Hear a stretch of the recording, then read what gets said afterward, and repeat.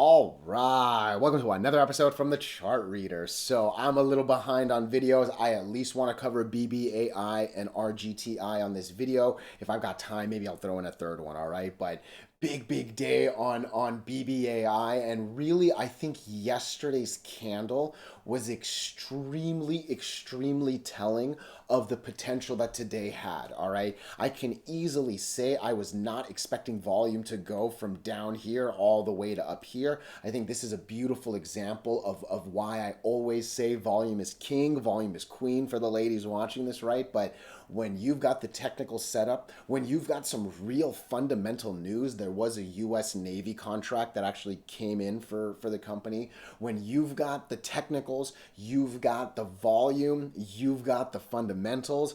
Oh my goodness, this is what can happen, and I mean, you see it right here, right? So I'll talk a lot about this candle for sure, like I said yesterday. And again, just zooming out to this view right here. We've been talking about this 430 line for a while, for a number of videos. If I had to guess, probably for that 2 month span, at the minimum, that entire month and a half span right here, right? So constant pressure, constant pressure, constant pressure. It finally hit, right? So big move, big confirmation. This is what I love to see, right? RGTI not quite as I don't even know what the word is, right? Clearly, this thing was on such a big uptrend that what generally happens, and I'm telling you, it still happens to me every day, you start to expect a stock to do something. And I remember Crystal putting a comment in Discord, and I quickly commented, the only thing that we're here to expect is the sun to rise. All right? Nothing in the market is or does what it should. And I can tell you with RGTI, with Regati, with all of these quantum stocks, I found myself starting to expect, okay? I want to quickly show the Soundhound chart, all right? And we've seen this before. Where was that first run? Look, we saw 4 dojis in a row. We saw 8 dojis in a row, all right? We're now kind of seeing that with this same stock. I'm not going to count that at the moment. We'll probably do that in the deeper thoughts, but that is a lot of dojis in a row. That is a stock doing the best it can to hold the moving averages. It's giving the 50 MA a chance to catch up and get closer and closer. I don't say always, I used to joke so much more often. If your stock is gonna stay horizontal, put your money in the bank, right? There's less gray hairs, there's less worries, right? But in this case, I'm seeing some strength in horizontal. I need more to believe, don't get me wrong, and that's going to be the emphasis of this video, but horizontal isn't bad here, because really green could have been a real nasty red, and it's doing its best job to not let that happen, right? So yeah, I can see myself going on a good long little tangent on both of these. So if I have time, maybe I'll cover Soundhound or a third one. But I think these are a two interesting tickers for two really big sectors as a whole, right? So before we do go any further and I give you more of my thoughts and opinions, what are we going to do? Same thing we always do, right? We'll take a look at the daily and the weekly to see how these things are setting up short term. We have our 5 moving averages. There are horizontal support and resistance lines that I do draw manually myself. And then when we are done up here, we'll use the MACD, RSI, and volume as our lower indicators. Hey, really quickly, if you can, please subscribe to this channel. Share this video online with your friends. Comment good or bad if you disagree. Look, anything you can do helps so much with these YouTube algorithms, but for real, just being here, giving me your time, oh, I'm so grateful for it, all right? So, look, there's a lot to be said about BBAI itself, but I think before I talk about BBAI, I want to do 2 things, all right? Number 1, Palantir. Look, I feel like I remember in 2023, give or take, I was talking about Palantir, Soundhound, and BBAI on the same video.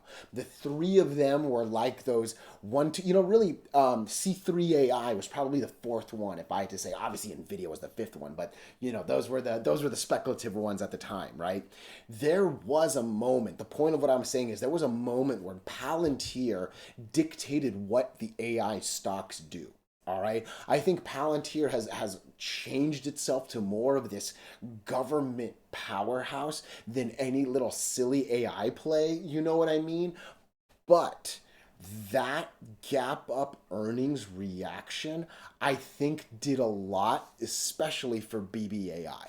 I actually do. Look, in the opening thoughts, I did mention the US military contract for BBAI. By no means am I saying this is the only reason, right? But this was really really big right here, and again, I always talk about sector strengths and the ripple effect, right? Soundhound isn't quite doing it. Soundhound doesn't look that bad, right? Again, I don't know if I'll talk about Soundhound on this video, right? But normally I say BBAI is following Soundhound.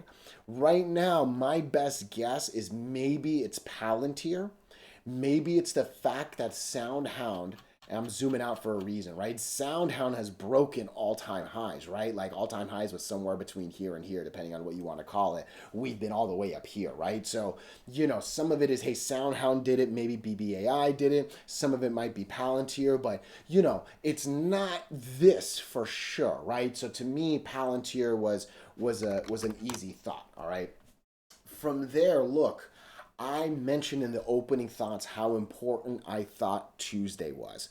Very quickly, and I can talk probably a good 10, 15 minutes on that Tuesday candle for real. I'm a stock nerd at heart, right? This is an interesting Monday, all right? And look, there are four different candle colors for a reason.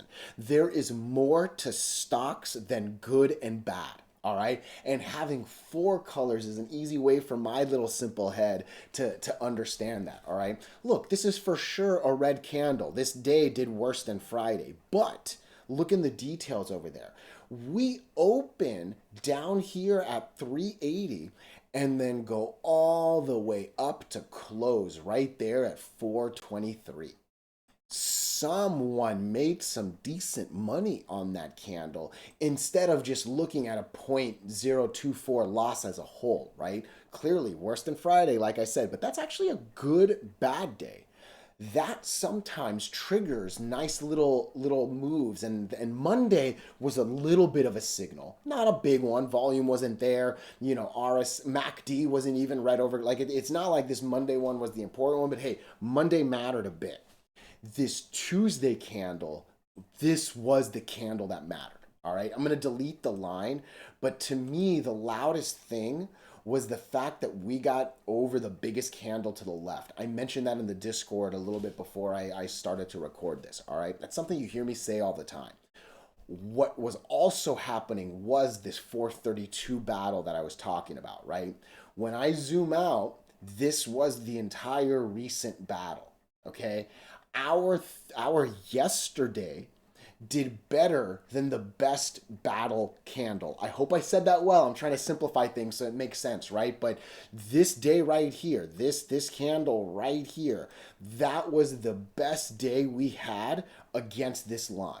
Clearly, we opened up here on this one, but then we closed down here. I don't care about that, right? This is the biggest candle to the left. We broke it yesterday. And I know it doesn't look by a lot, right? But you're going to add the gap up open. You're going to add the fact that we actually close. Oh, no, this isn't a fake line. Sorry. So I'm making up a next. But like, that's a good gap up. You're not giving up too much on the wick. Look, I don't know if you just watched my weed sector video. When I look at Tilray, I was a little upset at how much upper wick we had. When I looked at CGC, I was a little less upset, but hey, I at least will take that. I think it's very, very easy to say that's significantly lower, right? So that's not a bad upper wick. It's not like we gave up too much. And really the biggest thing, this line right here, this 30th candle, December. This December 30th was the best attempt until yesterday. On top of that, MACD is now green over red. On top of that, we were still at a very, very healthy look in the box over there, 72 RSI yesterday. And it was the third out of 4 days that was at least at the 50-day line. And in fact, it was better than the other ones too. Right? So there was a lot of check mark, check mark, check mark, check mark. Today's extra volume just took it better than it should. But yeah, once we took that, it was on to there. And then really what I was looking for is, hey, can we make our next way up? Look, there's definitely some lines in between there and there. I think I'm going to actually move that real quick. Let's kind of take a better look at this section right here. So there's a couple immediate things that I'm looking at, right? First, I think the easiest line to put is basically right there. It should be basically $10 flat. This is the IPO line, okay? Between that 7 and roughly $10, it's a lot of red, red, red, green, green, green, red, red, red, green, green, green, red, red, red, green, green, green, right? So in some ways, I actually don't even need to make a line in between the two of those, right? I think that said, either this 855 or maybe that 840. I think between 855 and 840, it's basically the exact same range. But I think 840 is an important look. You can see it's basically the top of that, right? I'll draw it and then delete it. I don't think I want to keep the line, but I'm 822, 840, same thing, right? But it's basically the top of that, the top of that. Not too much more. You can kind of say middle of that. Maybe it actually makes more sense to call it that one. Again, I'm going to delete this line, but I think somewhere between that 822 and 850, I can see it being a little bit of a battle. That's really what I'm looking at. I don't think there's very many more lines to do. If we break that 980, I'll redraw the 11 something that I just deleted, right? But right now, the question really is, sorry, I'm zooming out in and out too much. I apologize. Did we break this 698 or not? All right. Clearly, we closed over it. That's good, right? But hey, that's just a single candle, right? I can easily see us falling down to 640, maybe even all the way down here. I think that's a little extreme. I would probably use 640 on my low end right now.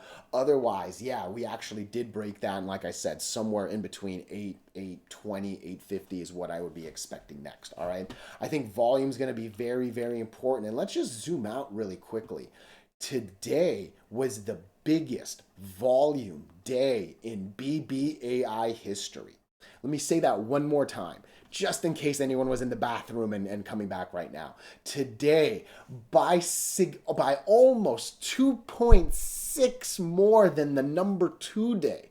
Today was by far the biggest volume day since the creation of the stock. That sentence alone is a monster comment, all right? Obviously, my next question is going to be, are you going to pump and dump? Are you going to hold? Or are you going to improve? And I think that 1, 2, 3 answer will very much dictate what happens next, all right? I really, really don't want to go below 200 million shares. I'm just going to use 210 million since 21 is easily divisible by 7, right? We're basically looking for 70 million shares an hour at the bare minimum, okay? If we can get closer to 80 million, 90 million, that'll put us a lot more comfortable place, right? Nope, did I do my math wrong? I think I did my math wrong. This is why I need my calculator, right? My goal is 210 million shares in a 7-hour day. We need 30 million. Oh my gosh, I was horrible with my math right there. We need 30 million shares per hour for BBAI.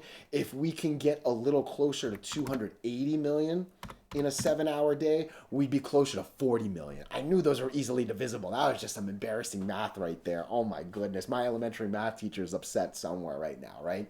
That's what I want. I want to be either around here or hopefully above it. Otherwise, what history has told me is maybe we'll end up dropping near 80. I don't want to come down to 80 million shares. That would be pretty hard. We would basically give up 60% and keep 30, right? So get me around here.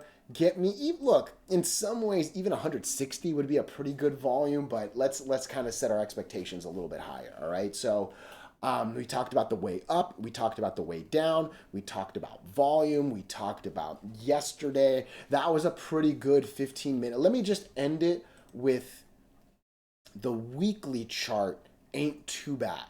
All right, that's a nice divergence. That's a nice 76. We can still go a little bit higher into the 80s, right? Weekly isn't too bad right here. And then I thought I had a Soundhound volume thought. I did. Look, again, different stocks, same sector. This right here, nope, this right here, right there, that was the biggest volume day in Soundhound history. On this day, the price of Soundhound was $2.25. All right, today we're at up here. By no means am I saying the same, 7x, whatever. Today was the biggest volume day in BBAI history. All right. The goal is bring attention, bring more, let's follow. That alone, oh man, I probably could have made a 5-minute video alone just on that right there, right? So for all I know, most of this 15 minutes was just that. I really don't know. I ramble. But yeah, there's a lot going on here. I barely even talked about it. There was a real U.S. Navy contract. Truth be told, I don't know how much the number was. To me, what I see is a foothold into the Army, into the Navy, into the Marines, into more government stuff. There are no deeper pockets than the U.S. military. No company in the world can issue more orders and has, for lack of words, an unlimited buying supply than the Navy, the Army, the military, whatever, right? So it's a big thing. Again, I don't want to, I can feel like I can do a full 20-minute video on this thing, right? Let me give RGTI some love. A lot of good was happening here. Let me know your thoughts. Let me know your opinions, even if you disagree. Let's come into RGTI real quick. Look, I don't think I'm going to go as long as I did on BBAI, but I think we've come to all agree, and hey, at least at the minimum, this is just my opinion. Feel free to disagree. There's nothing wrong with ever doing that. You should question everything you hear on YouTube. Trust me with that. I think RGTI has found itself as the sector leader, right? I was going a little bit back and forth between IonQ and this personally. I think QBTS has been a little bit of a interesting maybe as well, but there's a look, in my opinion, 3 dojis is a lot. When you get 3 dojis in a row, man, that's a lot of uncertainty. People are saying, let me just wait, let me just wait, let me just wait. People are saying, let me just wait, let me just wait, let me just wait, let me just wait, let me just wait, let me just wait, let me just wait, let me just. We've been at 3, 6, not 11 dojis in a row. Okay, a doji is the name of that candle, right? I'm not a candle trader. There are people that move way more money than I can afford without any of these lines. All they look at the candles. That's all they look at. And either back to back individually or a combination of a few, they decide good or bad. A doji is the one thing I've taken from that trading strategy. Generally, after like 2, the third one should be a big candle and it should tell you the truth. This many going, oh my gosh, there's so much uncertainty and so much just, oh my gosh, right? Look, technically we're over all 5, obviously, right? But what I think is the most important thing is we're giving this 50 moving average a chance to catch up, right? It would have been a little bit bad if we dropped it from there and fell all the way there. But now all of a sudden we're just going to go from there just to there, right? I basically made an $8 to $10 difference falling from that same 13. That's significant right there, right? That's basically a 20% difference, roughly speaking, right? So, I mean, it's in so many ways actually bullish that we're staying horizontal. Like I said, though the price hasn't moved, the potential drop is at least 20% safer. Right? So, hey, if we lose the 50, that'll be bad, but we'll get to that if we have to, right? So there's never, as a guy that hunts parabolic tickers, I don't like horizontal. I'm at least giving this the respect it deserves, all right? Look, you can see it. Everything is flat. It is really hard for me to make an educated decision and an educated guess as to what this thing's going to do. All right. What I keep doing, and I've been taught the last 2 days, RGTI. Excuse me. The last 2 days, I've been saying it's trying here. Yesterday, I said it was trying around here. Today as well, I said it's trying here. All right. RGTI has been doing its best, in my opinion, to break. Is it that line? No.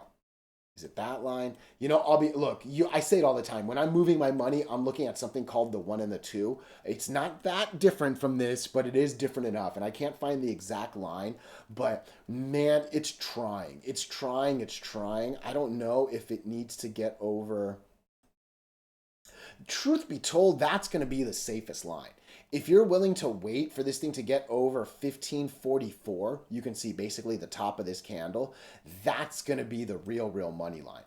Maybe if you even want to wait, 1625 is probably the actual safest number. All right. That said, if we can start to escape the 14 range, I think there's a reason to be interested. You know what I mean? On the Discord, I think I mentioned $13.95, give or take. Get me into the 14s comfortably, and that's where I'm going to start to believe. Again, there is a nice green, red that can take us back into the 20s. You pass that 20, and we're just going to keep on going above the golden line, right? But for now, there's so much uncertainty here. We need to see what happens. I don't know if there's an earnings coming up. I don't know what it's going to take. But, oh man, I'm expecting to see a very big candle up, probably towards 1560, or a rough candle down towards 1019. From there, I think you ride the wave up, or you avoid the avalanche down, right? Wait for the reaction and then and then attack the confirmation accordingly. You know what I mean? So I think that's a pretty decent one too here. Let me know your thoughts. Let me know your opinions. Even if you disagree, oh, I appreciate you so much.